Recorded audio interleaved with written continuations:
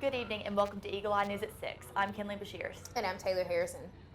Downtown Auburn is gearing up for tip-off tonight at Toomer's tonight. The free event for Auburn community and fans will officially kick off basketball season following last year's historic Final Four run. Assembly of the basketball court on Toomer's Corner has been going on all afternoon. Streets near downtown have been closed since 4 a.m. for the construction. Parking downtown is available in the Gay Street parking lot, the Anders Bookstore, the Auburn Bank, Auburn United Methodist Church, the Wesley Foundation, RBD Library, the Comer Lot, the East Glen Avenue Lot, Felton Little Park, and the Auburn's Parks and Recreation Complex. The event features the 2019 men and women's Auburn basketball players and coaches. And Eagle Eye's Andy Huling is live downtown with more about tonight's excitement. Andy? I'm Andy Huling, and I'm outside Tipoff at Toomer's, a celebration of Auburn men's and women's basketball. Fans have been coming out in droves already, and you can see behind me that they've been waiting in line for this amazing event, which starts in less than an hour. So tonight, events will start at 7 p.m. with the men's and women's teams coming out on court. Then after the event, 8 to 9 will be an autograph session. Businesses have been open from 4 to 10 today with discounts for fans coming to the event. And we've talked to a lot of business owners, and they seem to be really excited about the economic impact that it can bring to the downtown businesses. So come on out if you're an Auburn fan to Tipoff at Toomer's. It should be a good event. Back to you. Thank you, Andy. And if you aren't able to make it downtown tonight, be sure to be following along on our Facebook and Twitter for more from the event. Now, this historic event is actually attempt number 2 for Auburn. It was the emergency issued by Governor Kay Ivey. The forecast is clear tonight, and a full schedule is ahead for the evening. The Jungle Pit area is open, and now Tiger Talk is live on the court. The first 300 people in the pit area to receive a free t-shirt sponsored by Coca-Cola.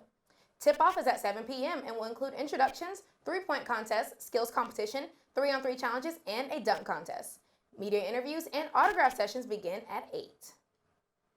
And Toomer's Corner will be shut down tomorrow night as well. The Jam Dempsey Community Arts Center and Downtown Merchants Association is having the Auburn Community Orchestra perform for orchestra at the Oaks at 6 p.m. right on Toomer's Corner. The event is free and open to the public. Streets will be closed to set up for the event beginning at 5 p.m. Coming up next, Adrian Ellis has the recap on Auburn sports. You're watching Eagle Eye TV, Auburn's news leader.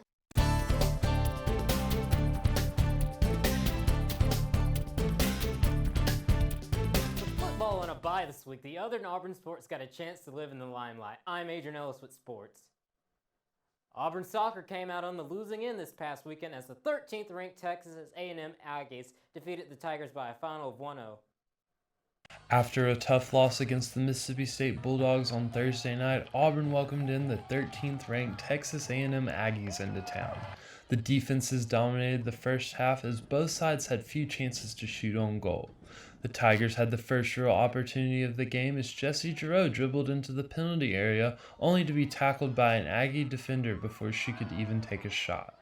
The Aggies would have chances of their own as they had 15 corners in the game with 4 shots on target.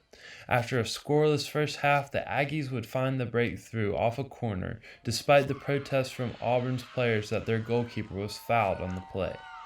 That goal would prove to be the difference as the Tigers would lose 1-0, dropping their third SEC game of the year. Well, obviously we felt our goalkeeper was fouled, and that was really unfortunate way to give up a goal. But at the same time, I told my team we had so many chances and we didn't capitalize, and you can't rely on officiating. We got to take care of our own business, and we got to put the goal away when we have that opportunity.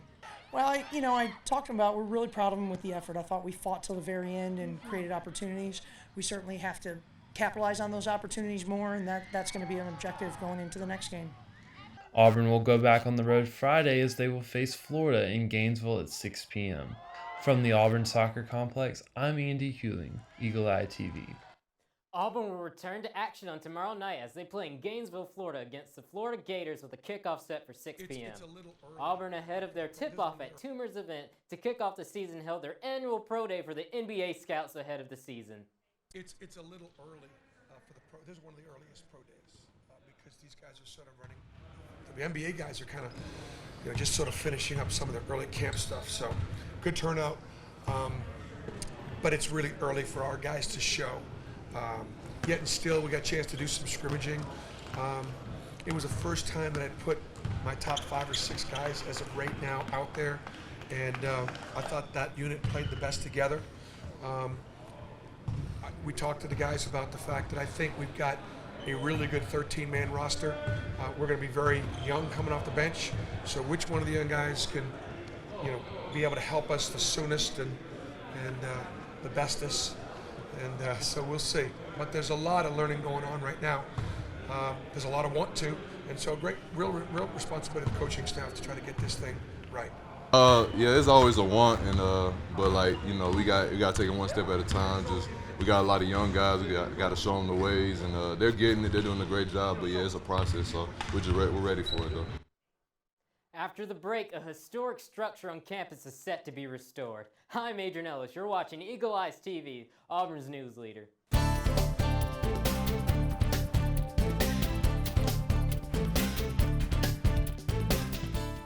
Auburn University will recognize October as Domestic Violence Awareness Month by lighting Sanford Hall in purple and hosting Awareness Week, October 21st through 25th. Allie Huber, Director of Women's Initiatives for Auburn Panhellenic, said, "As a student, I really valued the opportunity to contribute my time and work with the Office of Inclusion and Diversity, as well as Auburn's Domestic Violence Intervention Center, to raise awareness on campus for an issue that affects more than 10 million people annually in the United States, according to National Coalition Against Domestic Violence." Auburn University students, faculty, and staff who are impacted by power-based personal violence have access to a 24/7 free and confidential advocacy service called Safe Harbor. Safe Harbor is a survivor-centered resource with advocates who provide information about on- and off-campus services, including counseling, medical care, legal and Title IX reporting, as well as academic accommodations. Safe Harbor's 24/7 crisis number is 334-844-7233-SAFE. This Saturday, Auburn University Dance Marathon will host its second annual color run at 9 a.m. on the Student Center green space. The space spans from 1.5-mile loop through Auburn's campus, finishing between Jordan-Hare Stadium and the Student Center. Registration for the event is $25 per person and is open through the day of the race. All the registration fees directly benefit Piedmont Columbus Regional Hospital. The event is open to participants of all ages and includes free Waffle House. Auburn students who use credit or debit cards to pay university e-bills, including tuition, should consider alternative forms of payment. Beginning in December, payments to university e-bills made using a credit or debit card will include 2.85% processing fees. The university does not receive any portion of the fees. Auburn continues to offer several user-friendly methods of paying tuition, including checks, e-checks, and cash, which do not carry additional fees. If you have questions about the credit card convenience fee or any of the payment options available to pay your e-bill, visit the Student Financial Services website. Auburn's smoke-free policy prohibiting smoking and vaping on campus was established in 2013. Due to the recent rise in vaping-linked illnesses and recent prohibitions established to other campuses across the nation, please remember that smoking and vaping are prohibited on campus. This includes all university buildings, facilities, grounds, university-owned vehicles, and property leased or managed by the university. The smoke-free policy can be found at auburn.edu/smokefree. It's officially flu season, and Auburn University experts are saying the flu could be worse than ever this year. The flu this year in Australia claimed 600 lives, and Harrison School of Pharmacy's Spencer Durham explained why getting the vaccination is so important. Get the flu shot now. It may sound a little counterintuitive, and people I often hear tell me, well, why should I even, get the flu shot? But there are a number of reasons, and there's many different circulating strains of the flu, and so the ones that are included in the vaccine are still going to be circulating during the flu season. So that offers you protection there. But if you do become infected with a strain that wasn't necessarily in the vaccine, yes, you will still get the flu, but multiple studies have shown that even if you get the flu shot, the flu vaccine, if you do still acquire the flu, it doesn't usually last as long, and it's not as severe as if you didn't have the vaccine. The Centers for Disease Control and Prevention recommends annual influenza vaccinations for everyone aged 6 months or older. The tiger-headed fountain under the rear stairs of Cater Hall will be undergoing repairs this month. As part of the repairs, the tiger's head has been recast, and the basin directly underneath the head will be repurposed to allow for water circulation. Cater Hall was originally built in 1915 as the first president's mansion. In 1938, it was repurposed to the Social Center after the upper quad was constructed with funding from President FDR's New Deal. The fountain was designed by Milton Baxter Ellis Hill in 1940, the same year he received his bachelor's in architecture from Auburn. However, the fountain is filled with a flower bed in the years following. The repairs are expected to occur throughout the month of October. This should bake your day. Insomnia Cookies is coming to Auburn. The popular bakery chain is known for serving and delivering cookies and other sweet treats into the late hours of the night, with the new Auburn location planning on closing at 3 a.m. each night. Insomnia is especially known for its presence on college campuses because of their late hours. Almost every college in the Southeastern Conference has a location. Insomnia Cookies will soon add its new location in downtown Auburn on the first floor of the 191 College apartment complex. The store is set to open later this year or possibly early 2020. This week's Pet of the Week is Jax. Jax has awkward smiles for days, but is putting forth his best foot to meet you. Who wouldn't fall in love with his handsome face? Jax is a young pup of 3 years who just wants a place to call home. He's very smart and loves to show off what he knows. He enjoys running around the yard, whether it's to chase you or to chase all tennis balls you throw. He was previously heartworm positive, but was treated in July of this year. He will just need to be tested in 4 more months to see if it's already gone. He is already microchipped, neutered, and up to date on his vaccinations. If you would like to meet him and his precious grin, come by the Lee County Humane Society. Coming up, more in Auburn Theater's next installment of the fall production season. You're watching Eagle Eye TV, Auburn's news leader.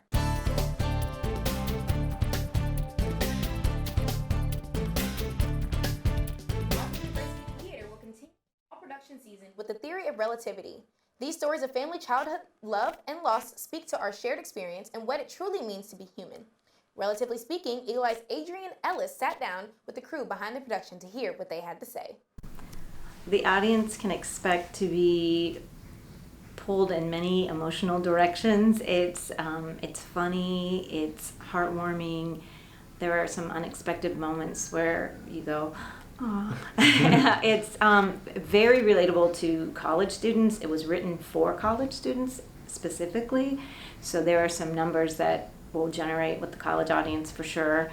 And it's just beautiful music, so you can come and close your eyes and just listen and be entertained. The theory of relativity is really important to me because I feel like it encompasses a lot of different situations that we may not necessarily come in contact with every day or understand fully, and I feel like it's a really great show that kind of like can open your eyes to different scenarios and different people's points of view and like the things that people have been through that we don't necessarily think about every day.